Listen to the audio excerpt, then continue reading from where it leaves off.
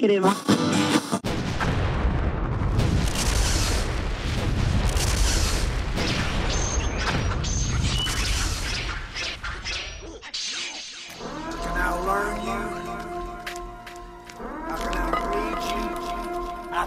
Think you, and I can out-philosophize you, and I'm gonna outlast you. When O'Shea Duke Jackson did the Sunday Rumbles, them shits was packed. Man. Right? Real. Yeah, boy. That was good shit. When O'Shea Duke Jackson did the Sunday Rumbles, them shits was packed. Right. Okay? But then, when he would bring on people like the other brother on YouTube, Savings Minus Debt, when they brought him on. Who? Savings Minus Debt. He was telling brothers how to get out of debt and get their financial game together. That's the name of his channel, Savings Minus Debt. Okay. But he brought on brothers that was telling brothers how to get their paper on. He brought on brothers telling, people how to do business, how to make money. Those channels, those videos, and those lives were among his lowest ones. Yeah. But the ones with niggas screaming and hollering at each other. The ones where, niggas was beefing. The niggatry, as I call it. Yeah. The high degree of niggatry drew the numbers. That was YouTube gold, baby. That was YouTube gold. So how can a steady diet of that and of people that have an appetite for that, how can that be, how can that be an asset? Man. How can that be? Now, I'll say this, and people will say I'm being biased, and I am. I am going to tell you I'm being biased. Okay. O'Shea Duke Jackson had this thing called, he was the one, he had the ability, if niggas would have acted right, and if niggas would have done what they were supposed to do, he had a real live media vehicle called the Negro Manosphere. Yeah. I wrote for it. Donovan Sharp wrote for it. The late Alan Roger Curry wrote for it. Mark wrote for it. And several other people wrote for it. That was a beautiful beat because it's our own periodical. Yeah. It's our own online magazine. Right? Right. 95% of the articles on the Negro Manosphere was about dating and women. And red pill content. Very little there about finance. Very little there about politics. Very little there about, the type of diverse stuff. Like, even with Hugh Hefner, even when he had Playboy, okay, he had some naked bitches in the magazine, but he also had an interview with Malcolm X. Right. Okay? He would have some naked women in there, but he would have interviews with Norman Mailer, Muhammad Ali, Jim Garrison. He would always mix the politics with the sex to try to give his magazine a sort of cosmopolitan and urbane feel. Right. We had that vehicle, and it was about 90% of it was about nothing but pussy. You see what? And then on top of it, you got to deal with the egos. Okay, well, now Mark and O'Shea ain't getting along. Well, now they cool again. Well, now they fell out again, and now they getting along again. Yeah. Well, then the late ARC, God rest his soul, he fell out because he didn't like something that was really petty, but he fell out because he don't want to do it no more. Okay. Then behind the scenes, what none of us knew was there was issues with Donovan Sharp. They fell out. Crazy. Yeah. So you got all these egos in one of the most important, potentially important I'm getting old. Media vehicles. We got one of the most important media vehicles on the World Wide Web. Okay. How do I know that? I wrote an article about Boyce Watkins. It was when they were talking about, it was the whole don't vote thing. All right. It was the whole hold your vote or don't vote thing. And so it was a beef between Boyce Watkins and Roland Martin. Really, it was between Tariq Nasheed and Roland Martin. And so I wrote an article, a moderate article, coming down the middle. And I showed the benefits and the detriment of both sides of vaping. Right. And in that article, I call Roland Martin a Democratic shield. You know, I pretty much said he was a water bearer for the Democratic Party. Yeah, no doubt. Well, lo and behold, I'm sitting up in my apartment one day, you know, in my one-room studio at the time, Mm-hmm. and who do I get an email from? But Roland Martin. Roly-poly. Yeah. Roland Martin sent me an interview. Not an interview, I'm sorry. Roland Martin sent me an email. Roland Martin sent me an email letting me know he took exception with me calling him a Democratic Party shield. He had read that article. The niggas who I was talking to didn't read it. Okay. Crazy. It was one other dude I gotta give a shout out to. Cornelius. I forget what his last name is. Is it Cornelius Edwards? Yeah, that's him. Cornelius Edwards. Cornelius Edwards read my articles faithfully. Right. But that's the way it was. The stuff, the articles there that was talking about something other than pussy, that rarely got read. Man. But Cornelius Edwards, he read my articles. He supported. Roland Martin read the article, and that nigga was hot with me. And I didn't even know Roland Martin would be reading something called the Negro Manosphere. He wrote me back an email trying to take me to the woodshed. Told me I was uninformed, that he supported some independents just like anybody else. He named off a couple of sisters in Texas that were independent, that were running for office, that he supported. And I told him, I said, well, if that's your record, I apologize. I said, but when I see you on television, you Democrat Party down. Right. And so me and him are having this exchange back and forth. This is me and Roland Martin. Mm-hmm.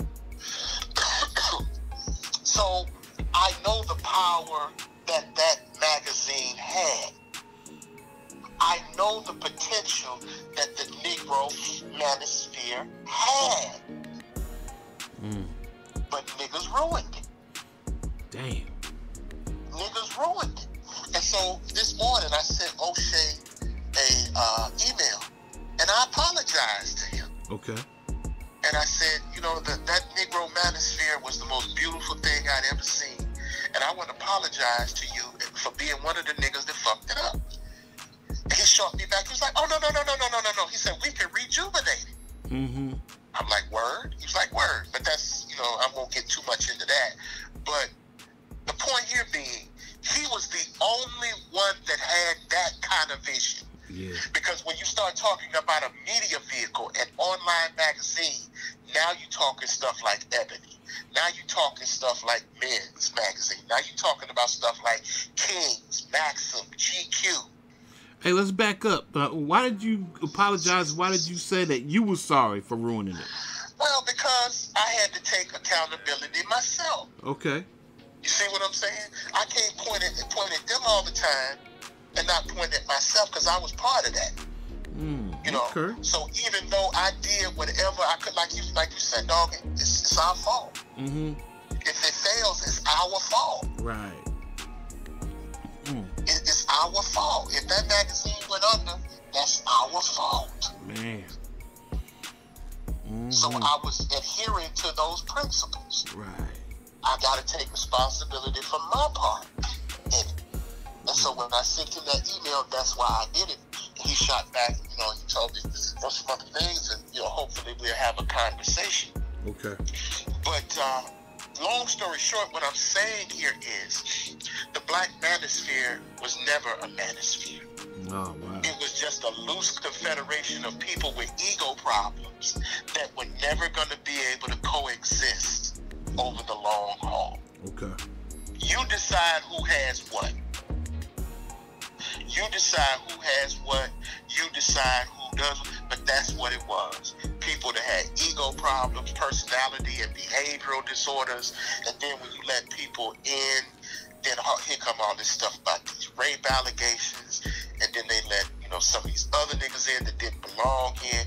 They just wanted to come in and beat their chests. It was just, there was no policing of the space. Some people should have had seats in the audience. Yeah. They didn't deserve a mic. Okay.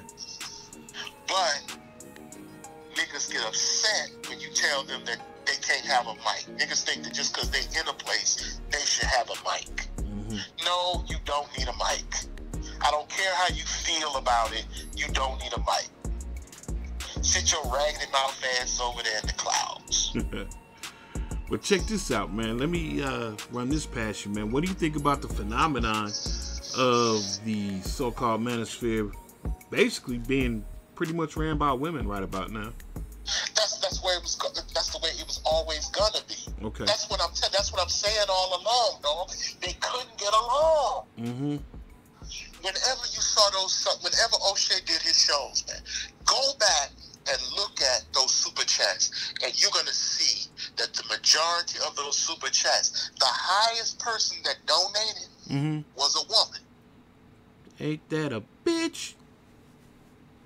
The person that donated the most money per super chat on average was a black woman by the name of Erica Williams. Oh yeah, Erica, yeah.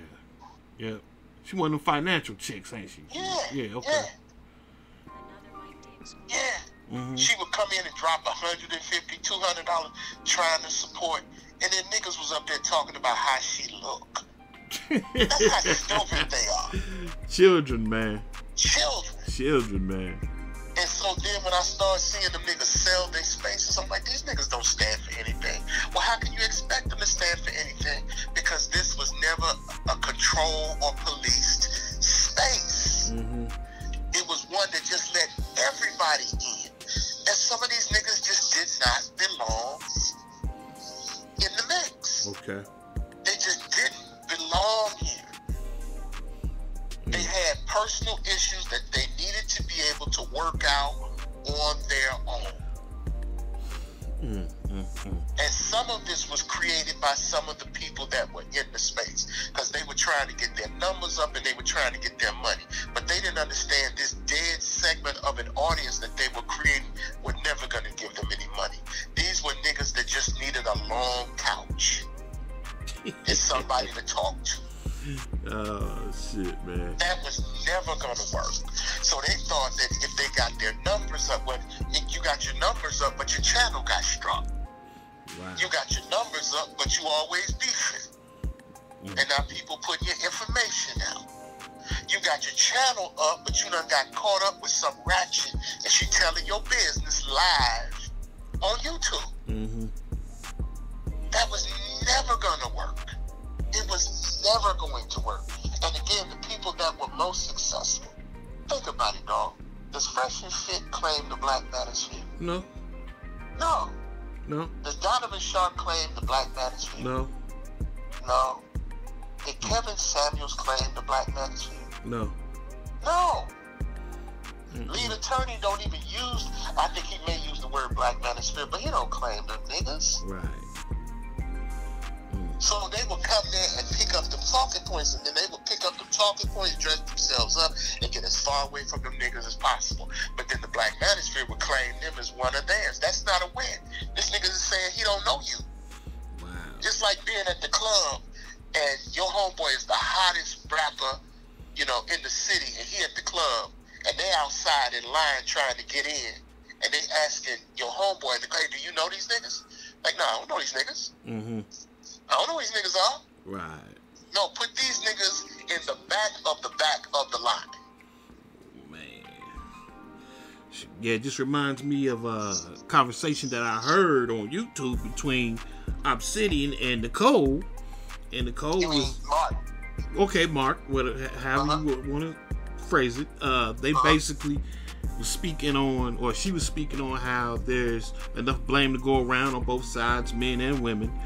And Obsidian, Mark, he tried to villainize that statement. He was just like, oh, no. Or, well, what's going on here? You over there, you talking to a man right now. What's the dude named Julio? Yeah, you know, I guess he's a single father or whatever. And your boy was basically stating that Nicole can't even talk to or have some sort of powwow or round table with someone who's a single father and whatnot. And I'm thinking to myself, man, you stretching, you know, you reaching real hard, man, to try and villainize, you know, Nicole, man. And once again, shout out to baby sis Nicole, one of the few females out there that I thoroughly and totally respect.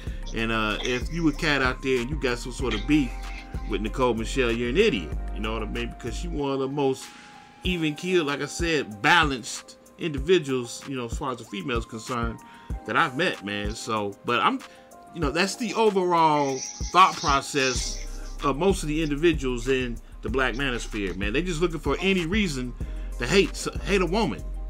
Yeah. Just any reason. Well, Tarika, she said it on Comedy Hype. Okay. She said a lot of these dudes, they never had power in real life. They never had any influence. Mm-hmm. And he said they got a lot of nerdy and angry aggression that they want to spew at women. Yeah. And they feel that because they have a couple of thousand subscribers or 300 or 400 people on the line that listen to them, they think that they have real power. Okay. You see, and so now they want to get women told and humble women because now they're on top, and you know it's their time, and you know they want to spew all this angry and nerdy energy at these women, and you know it comes off as really, really, you know, hostile and whatnot. Yeah. That's what that is. You know, that's you know, that sounds like somebody that done been turned down 12 times. You know, for their prom. That sounds like. You know, that's what that sounds like. You know, and so what that was is now what you try to do is you try to get a win on somebody that you think is, you know, low-hanging fruit or easy prey or vulnerable. You think that you're going to be able to do something like that. You know, you're going to be able to get something like that off on them because you can't get that off on a cluster B. Right. Oh, definitely. They swerve in cluster B. They swerve in cluster B, right?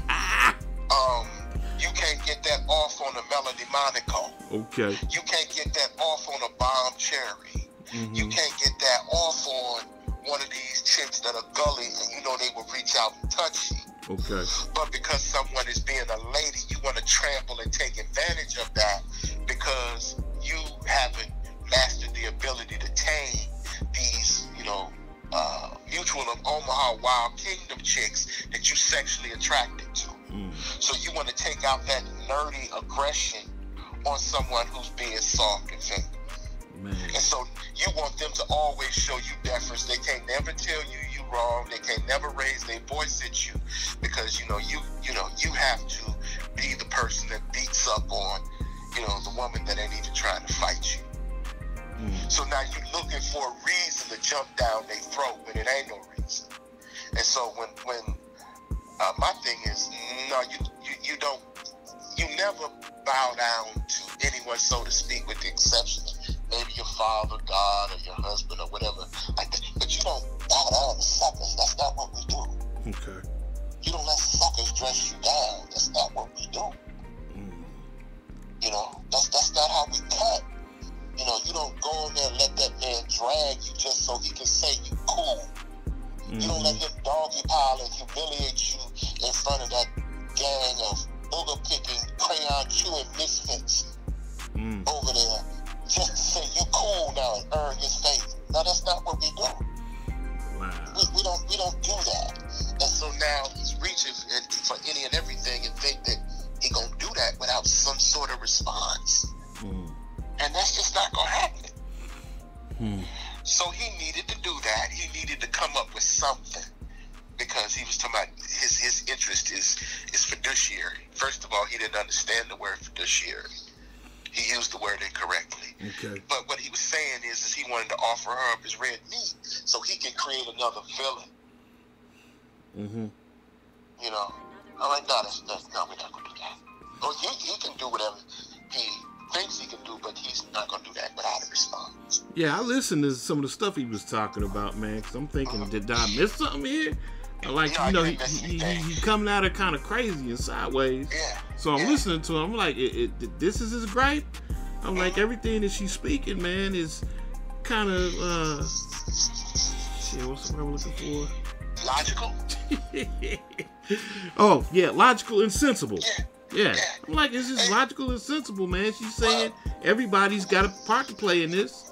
Yeah. What's so Well, wrong then about he does that? that shit about why. Well, then why? Why does she have to? Why?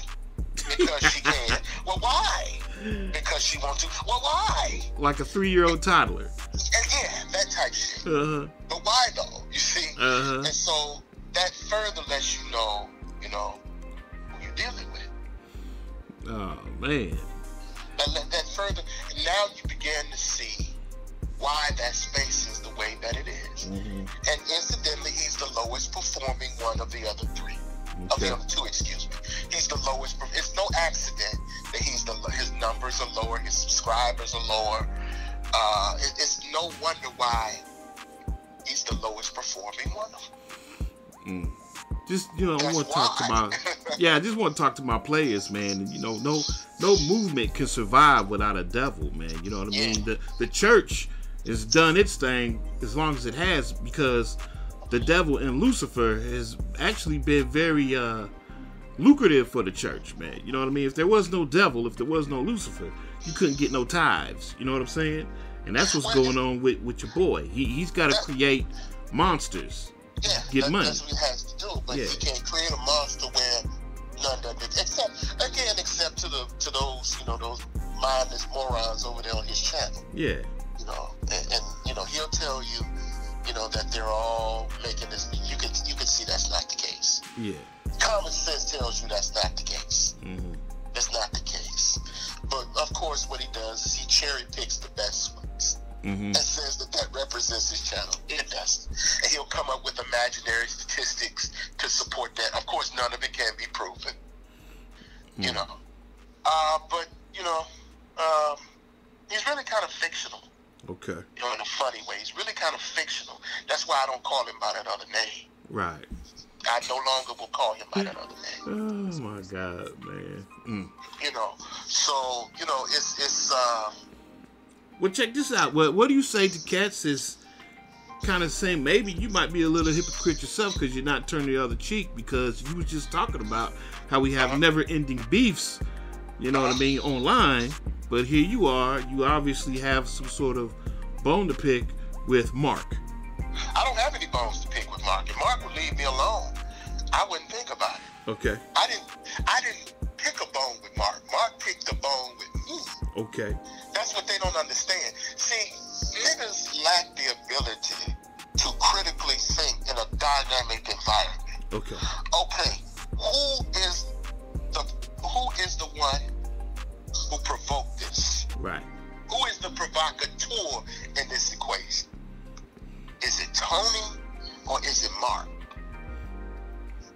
Well, it would seem, as far as I know, it seemed like he drew first blood by attacking your wife. He did. It's Mark. Right. It's Mark. So, do I let him attack my wife and not say anything because I don't want no beef? Mm-hmm. Okay. Now, one of them niggas would let somebody physically invade their house. Okay. And slap their wife and not do anything. Right. Well, maybe they would. That's a bad example. Maybe they would. But no man that's worth his salt would not defend his family. Okay. But again, I wouldn't expect them to understand that. See, I've given up on trying to get black folks to understand anything. Mm-hmm. Because again, they lack critical thinking skills in a dynamic environment. They lack that ability. And when they hear conversations like this, not to understand your perspective. They listen just to respond. Mm-hmm. They listen just to have something to say and talk about. So they'll totally ignore the facts of what I just said. And they get to, well, why are you calling him by his real name? Mm-hmm. Because that's that nigga's real name. Okay. You know, so it never escapes the logic that he can call my wife out her name, but I'm supposed to call him by his stage name. Okay. No. I'm going to call him by his real name. Don't give a damn whether he don't like it. I got you.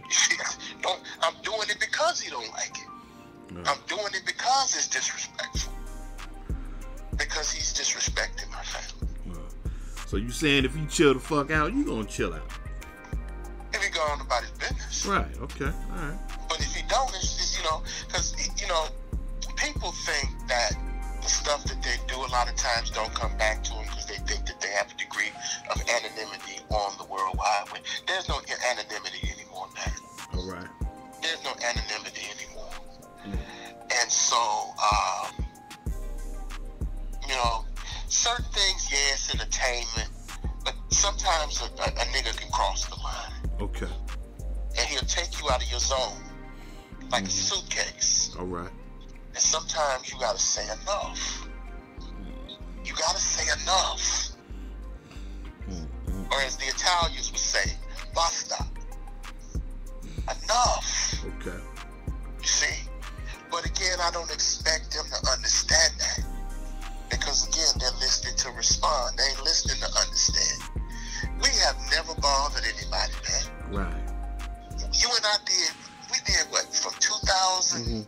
Oh God, from 2008, 2007 or 8. There's only one person, but you know that was just jokes, and you know who that was. Yeah. Who was it? Who was it?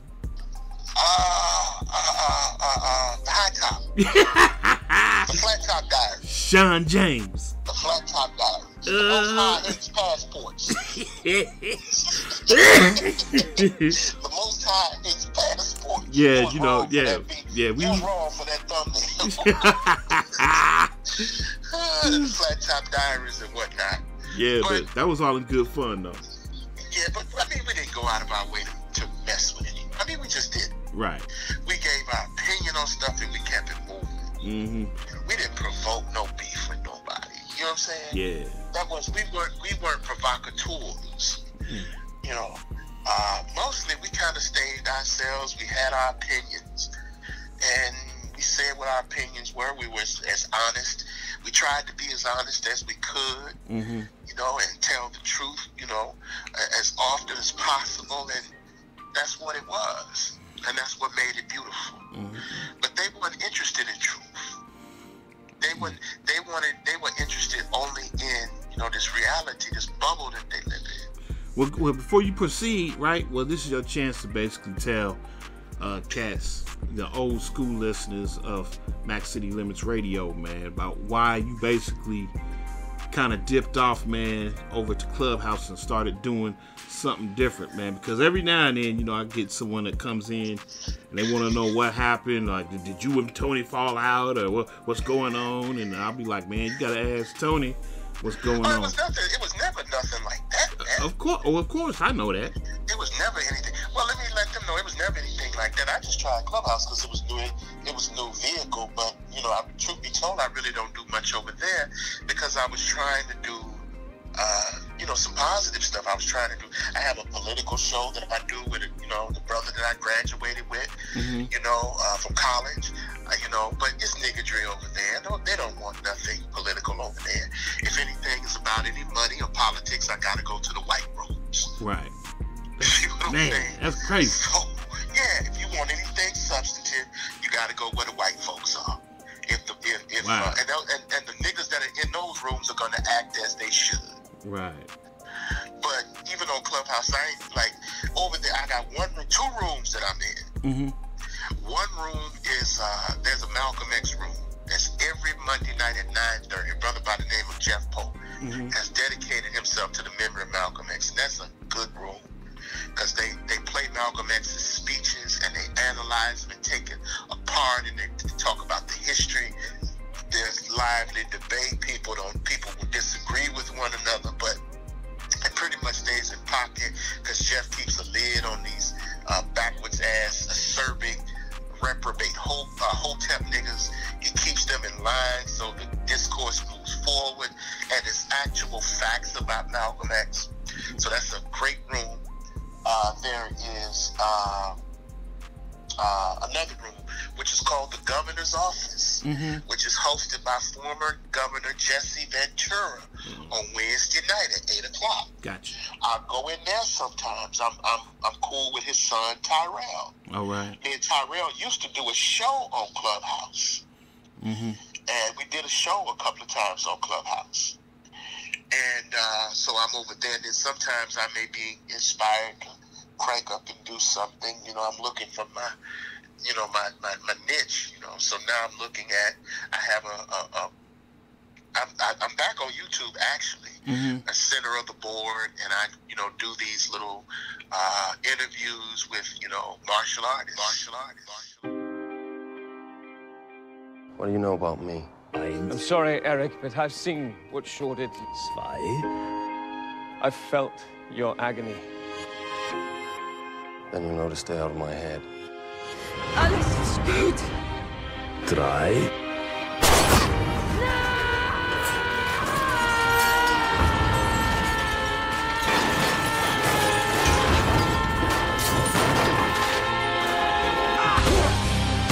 I'm looking for my creator.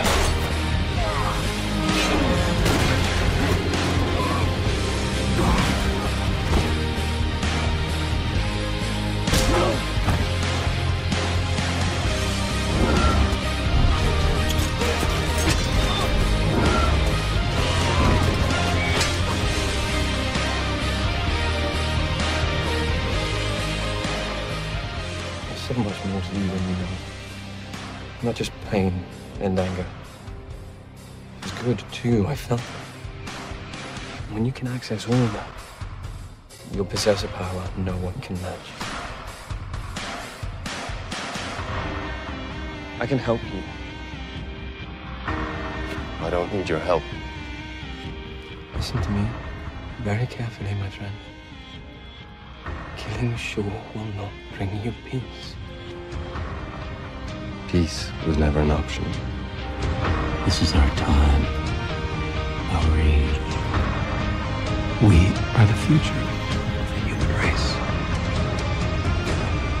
Fire! This is what we're going to do. I'm going to count to 3, and I'm going to move the coin. 1. I'd like you to know that I agree with every word you said, but you killed my mother.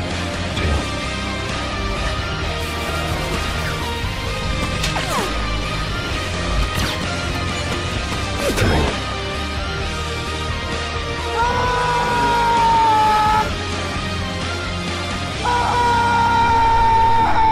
She didn't do this, Zach. You did.